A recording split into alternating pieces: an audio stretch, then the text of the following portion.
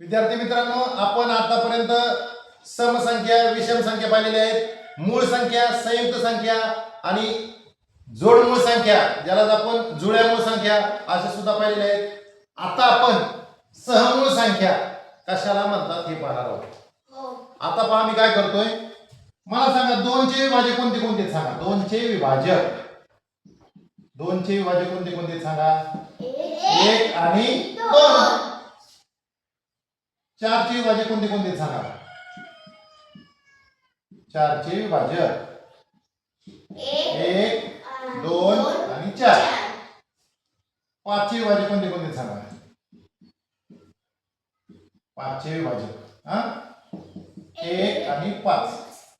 आता आपण सहमूळ संख्या हा घटक शिकवताना आपल्याला जोड्या घ्याव्या लागतात. म्हणजे दोन दोन संख्या घ्याव्या लागतात. कोणत्याही दोन संख्या. आता पहिल्यांदा फक्त या दोनचा विचार करायचा ना. फक्त या दोनचा विचार करायचा बरं का. फक्त या दोनचा विचार करायचा. या दोन्हीचे विभाजक जर पाहिले तुम्ही तर दोन्हीमध्ये सारखे विभाजक कोणते कोणते सांगा बरं मला. 1 आणि 2. या दोघांचे विभाजक सारखे कोणते कोणते येतं. 1 आणि 2. आता ह्या दोघांचा विचार करूया आपण. ह्या दोघांचा ह्या दोघांचे विभाजक बरोबर कोणते कोणते येतं. सारखे विभाजक कोणते कोणते आहेत बघा. हा 1 आणि हा 1. उरलेले विभाजक सारखे आहेत का. म्हणजे अशा काही संख्या आहेत की ज्यांचे विभाजक एकापेक्षा जास्त विभाजक सारखे असतात. अशा काही संख्या येतात की ज्यांचा फक्त एकच विभाजक सारखा आहे, म्हणजे 1 का नाही. जेव्हा एकच विभाजक सामायिक असतो, जेव्हा एकच विभाजक सामायिक विभाजक असतो, तेव्हा त्या संख्यांना सहमूळ संख्या म्हणायचं. म्हणून 4 आणि 5 या दोन संख्या सहमूळ संख्या आहेत. कारण ह्या दोघांचा विभाजक 1 हा एकटाच सामायिक आहे. एकच विभाजक सामायिक आहे. कोणता. 1. याच्या व्यतिरिक्त अजून सामायिक विभाजक आहे का. नाही. ह्या दोन सहमूळ संख्या आहेत का. नाही. कारण यांच्यामध्ये एक तर सामायिक आहेच आहे, पण एक पेक्षा अजून पण सामायिक आहे ना 2. जेव्हा दोन संख्यांमध्ये त्यांचे जर विभाजक काढले तर त्यांच्यामध्ये फक्त एकच विभाजक सामायिक विभाजक असतो, तेव्हा त्यांना सहमूळ संख्या म्हणतात. सहमूळ संख्या यालाच दुसरं एक नाव आहे सापेक्ष मूळ संख्या. काय नाव आहे दुसरं. सापेक्ष मूळ संख्या. मी मुद्दाम या ठिकाणी दोन उदाहरण घेतले बघा. 2 आणि 4 ह्यांचा जर विचार केला तर ह्यांचे विभाजक जर पाहिले, 2 चे विभाजक आहेत 1 आणि 2, 4 चे विभाजक आहेत 1, 2 आणि 4. या दोघांचे सामायिक विभाजक बघितले तर 1 पण आहे आणि 2 पण आहे. आपल्याला फक्त एकच सामायिक विभाजक पाहिजे. फक्त एकच. कोणता. 1. कोणता. आता 4 आणि 5 चा गट पहा. ह्याचे विभाजक पहा कोणते. ह्याचे विभाजक पहा कोणते. दोघांमध्ये सामायिक विभाजक फक्त एकच आहे. बरोबर. 2 आणि 4 या सहमूळ संख्या नाही, पण 4 आणि 5 या सहमूळ संख्या आहे. आता 2 आणि 5 बघा. 2 आणि 4 सहमूळ संख्या आहेत का. नाही. 4 आणि 5 सहमूळ संख्या आहेत का. तर आहे. आता 2 आणि 5 चा विचार करूयात आपण. 2 आणि 5 ह्यांचा जर विचार केला, ह्याचे विभाजक बघा कोणते कोणते येतं. 1, 2. ह्याचे विभाजक बघा कोणते कोणते येतं. 1, 5. दोघांमध्ये सामायिक विभाजक किती. 1. कोणता. 1. म्हणून 2 आणि 5 ह्या सहमूळ संख्या आहेत का. आहेत. कारण ह्या दोघांमध्ये सामायिक विभाजक फक्त एकच आहे.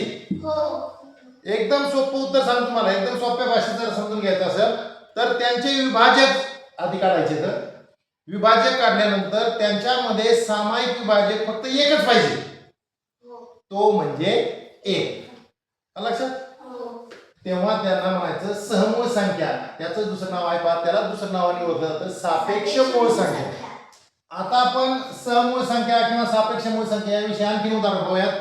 7 आणि 8 या दोन संख्या घेतल्या आपण. तर 7 चे विभाजक पाहूयात. 7 चे विभाजक 7चे विभाजक म्हणजे 7 ला भाग जाणाऱ्या कोणत्या कोणत्या संख्या येतात ते शोधायच्या. 1 आणि 7.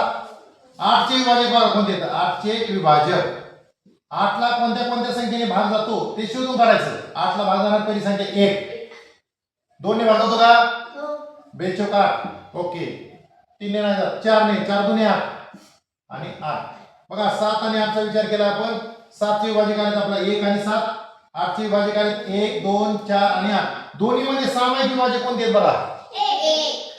1 हा विभाजक असा की तो दोघांमध्ये पण आहे त्याला सामायिक विभाजक म्हणतो.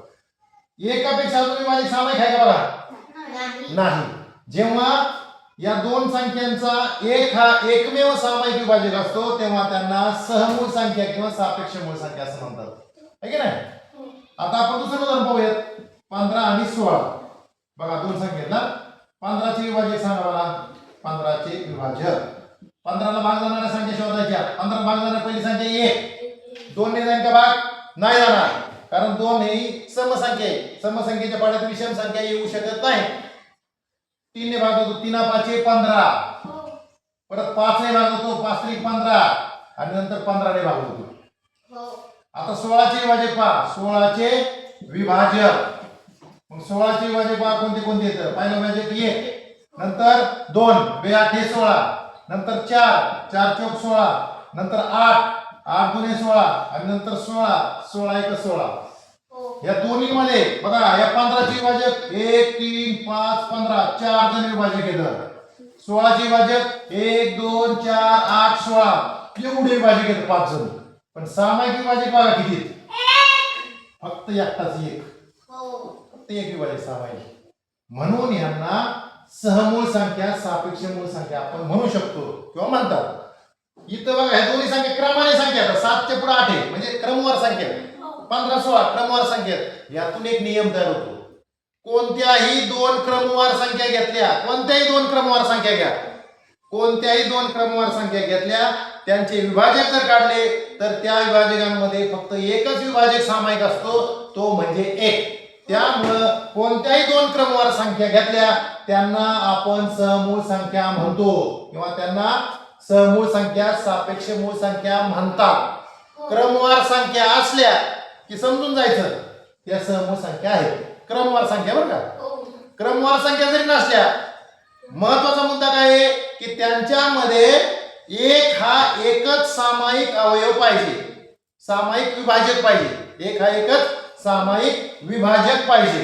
आता अजून उदाहरण घेऊयात आपण. समजा मी उदाहरण घेतलं 16 आणि 19.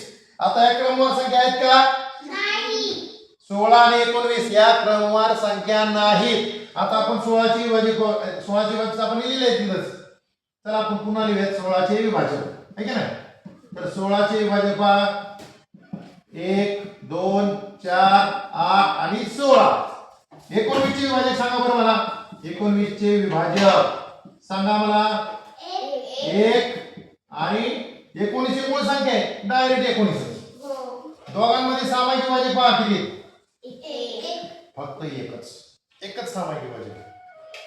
म्हणून ह्या दोन संख्यांना सुद्धा सहमूळ संख्या किंवा सापेक्ष मूळ संख्या म्हणतात. लक्षात?